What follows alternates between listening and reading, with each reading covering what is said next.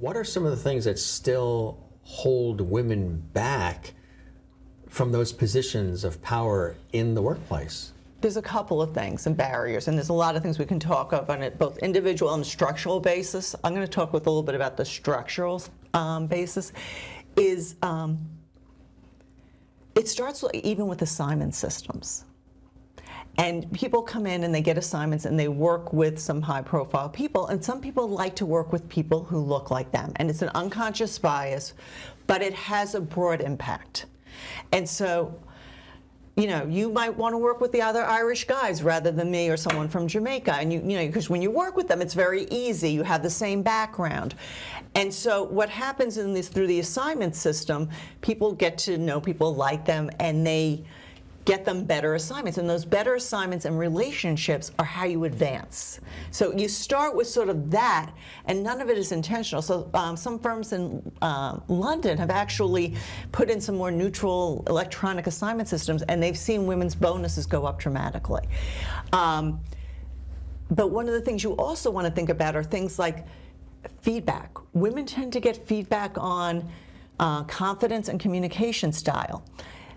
Men tend to get feedback on how the business works, how to get ahead.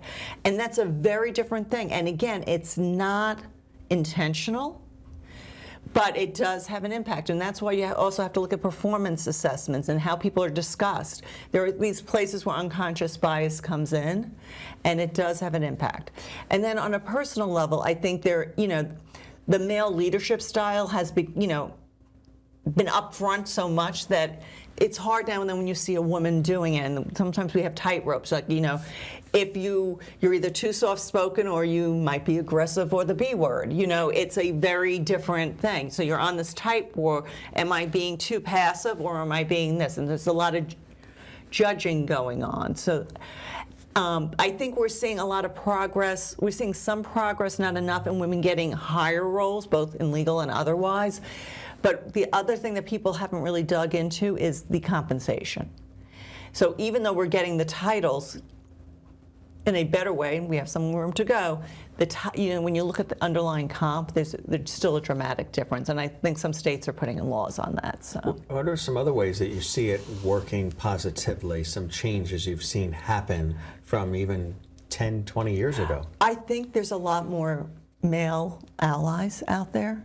I think men have either had friends professionally who are women, or they have daughters, and they're more cognizant, and there's been more education about these things. So people, you know, are thinking about, like, who am I working with and why did I, you know, it's opening up people's eyes a little bit. So I think that's positive. There are some programs and initiatives at organizations to make a difference.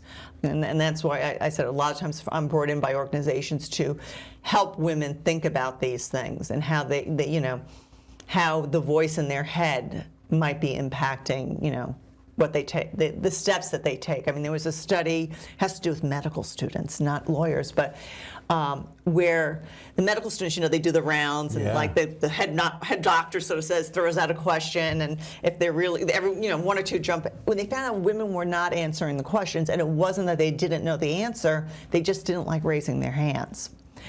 And so they actually changed it so the head doctor now sort of asks the specific people to sort of even the playing field. And when I went to an executive program at Harvard, and it was interesting to me because I watched it, that I think for the first couple hours, not a single woman raised her hand. It was all the men in the room.